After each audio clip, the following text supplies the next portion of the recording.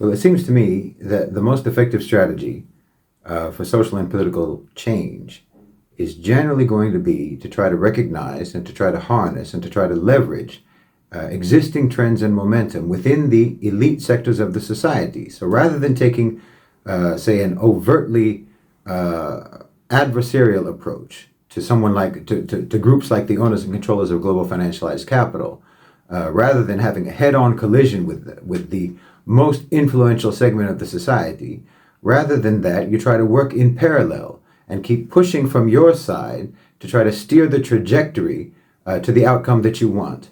So the OCGFC are moving in this direction, of course, for their own reasons, in pursuit of their own objectives.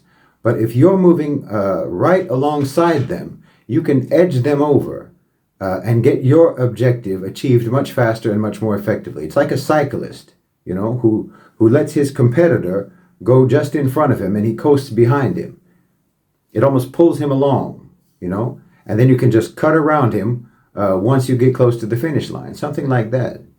Because if you're just going to try to confront the OCGFC directly in an aggressive, adversarial, oppositional manner, well, they'll crush you. They'll crush you in an instant. And in that case, I don't even know why you did what you did, except to just try to make yourself feel like you were doing something. But you weren't really serious about trying to achieve any objective. But if you use a strategy of coasting along with the existing momentum of the OCGFC, little by little, altering the trajectory to your advantage, or else convincing them that your goals are not oppositional to their goal, and that your goals don't totally undermine or oppose their goals, then you have a much better chance, I think, of realistically accomplishing something.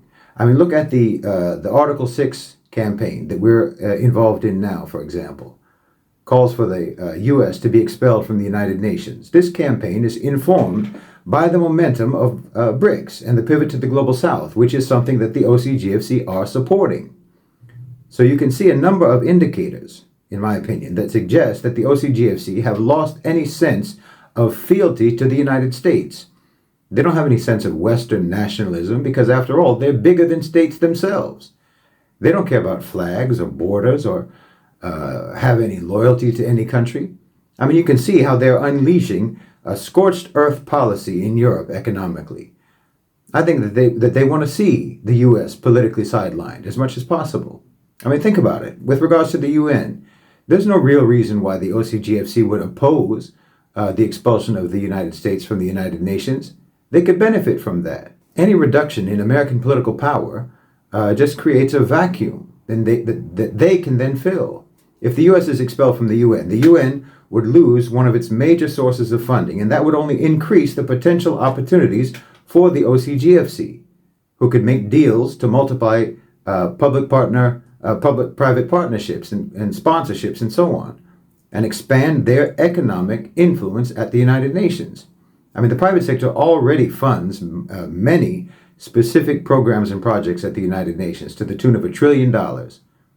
There's nothing that they love more than an influential institution that needs money, except maybe a government that needs money. And if that institution or that government doesn't need money, then one of their favorite things to do is to try to get that institution or that government defunded and in debt one way or another, so that it will come to them hat in hand. So the OCGFC could see the expulsion of the United States from the UN, in my opinion, as just a logical progression of their campaign to capture public sector power and commandeer it for their own benefit.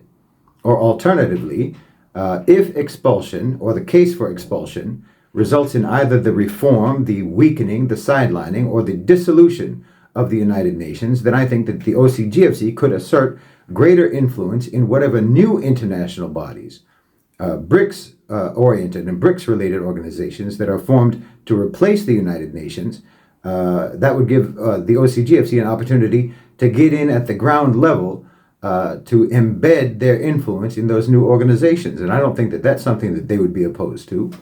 So I don't really see any meaningful reason why the owners and controllers of global financialized capital would necessarily oppose the invocation of Article 6 against the United States. I don't think that they're particularly interested in maintaining America's political global dominance. Or anyway, as I've said, I don't think that there are. I think that there are certain factions within the OCGFC that are not interested in that, and those factions that are more global oriented, which have already that are already embedding themselves in the BRICS project, and which are aiming to take advantage of the pivot to the global South. Now you have to understand, I'm talking now about what their motivations might be, what their objectives might be, and what their objectives logically are in terms of the transition of the moving of the center of gravity of the global economy to the southern hemisphere, what they want to get out of it, what they want, and what they want from our perspective is diabolical. They want to commandeer the whole transition to their advantage, to maintain and consolidate their power and control. That's what they want. That's what they're after. So for that reason, they could potentially support the removal of the U.S. from the UN. I think they might go along with that because they're going along with, if not actively advancing the isolation of the United States. But them getting what they want out of that is not an inevitability, which is why you have to move in parallel with them, intertwined with the existing momentum so that you can steer the trajectory. I don't think that you could do anything that would more assuredly guarantee that the OCGFC do get what they want than if you were to just collide with them in overt opposition.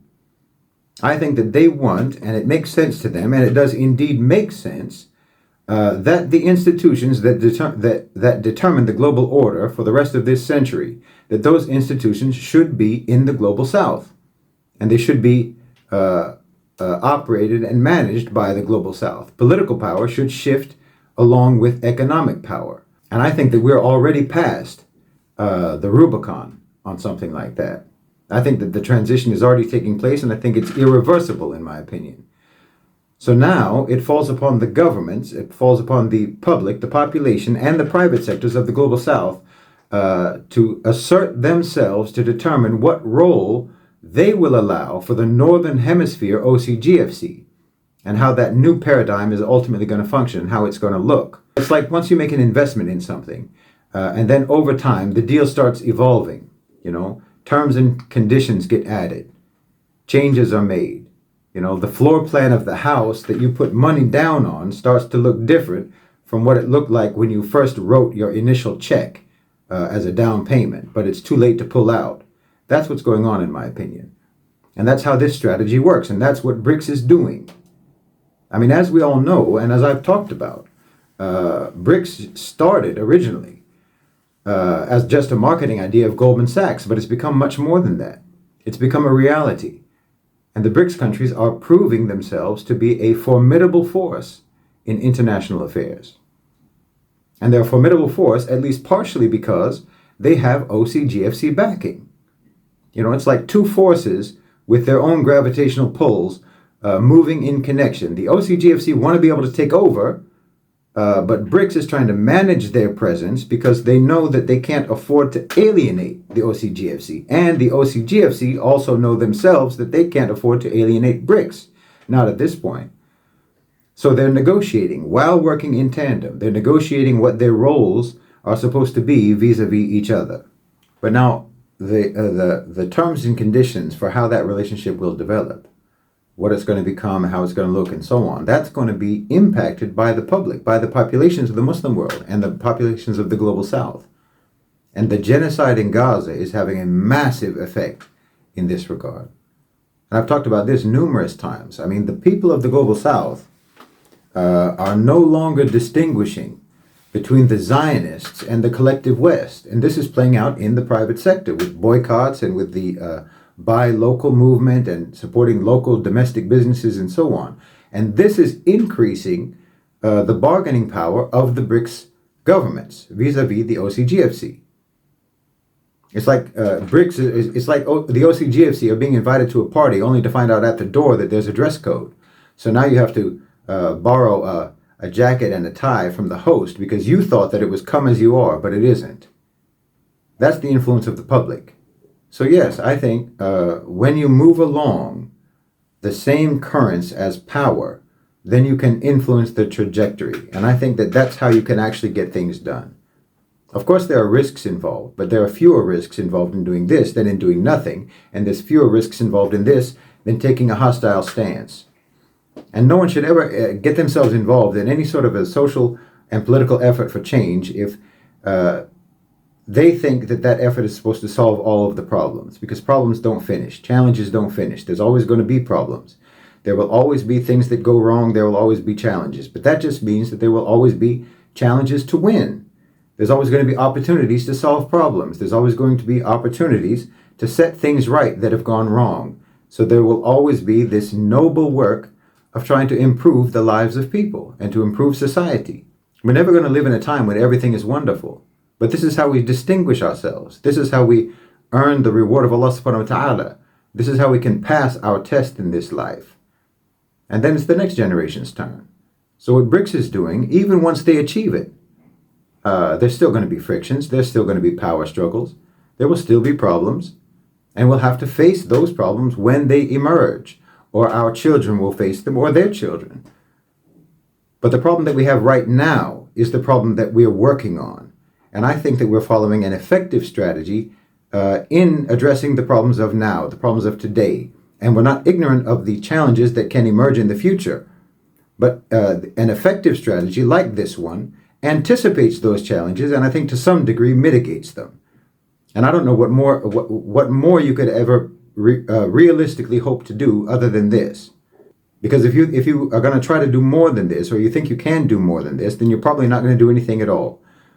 Because if you're getting involved in some sort of a movement because you think it's going to accomplish utopia, then all I can do is wish you a pleasant sleep and happy dreams, because that's the only place that you're ever going to find a utopia, is in your dreams. What we're interested in is real world improvement for the lives of the Muslims and the lives of the people in the global south more broadly. Political independence and economic sovereignty. And we're on a path, I believe, to achieving that. But of course, once that's achieved, then there will be a struggle to maintain it. But that's a struggle for another day and for another generation. But I think that the way that we're moving forward will put in place a system and a culture, realities on the ground, that will make it more difficult for our inevitable political independence and economic sovereignty to be overthrown. And that's entirely based on the type of approach that we're taking with Middle Nation. You know, the U.S. achieved their power and influence through ruthless violence and domination, and it's already falling apart.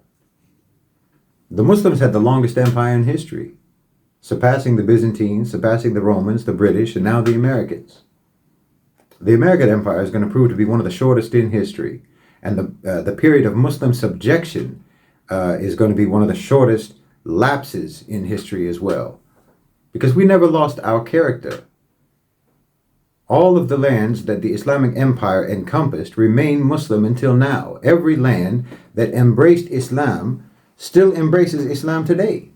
Our empire never fell, not in terms of our culture and our character, not in terms of the rules that the population follow in their daily lives, just in terms of governance to one degree or another, but practically speaking, that's comparatively a minor issue.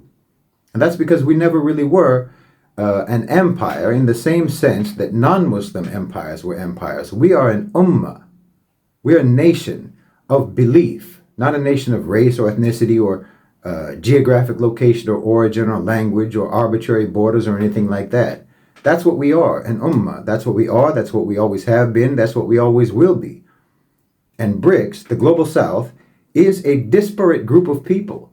It's a lot of people who have very little in common except for their desire to break free from Western domination. Well, we have the desire to break free from Western domination too, but we also have a cohesive identity. And we also have the most important natural resources in the world, and the youngest population in the world, and the highest birth rate in the world, and control over the most important trade routes in the world. And we also have the biggest sovereign wealth funds in the world. Muslim leaders can see, and I think that the OCGFC can surely see as well, that the future is Islamic. And we are people who believe in harmony, integration, mutual benefit, multilateral consensus, and peace and stability. And we have the most experience of anyone in building and managing and maintaining any kind of global order. We did it for more than 1,000 years, longer than anybody else. So yes, the OCGFC are going to try to dictate how things are going to be. But the reality is that they're burning down their own house. And then they're coming to stay in our house. So they're going to have to live by our rules under our roof. And that's the case even if they're helping us to build our house. And even if we're helping them to burn theirs down. And that's exactly what's been happening. And that's exactly what the transition to the Global South actually means.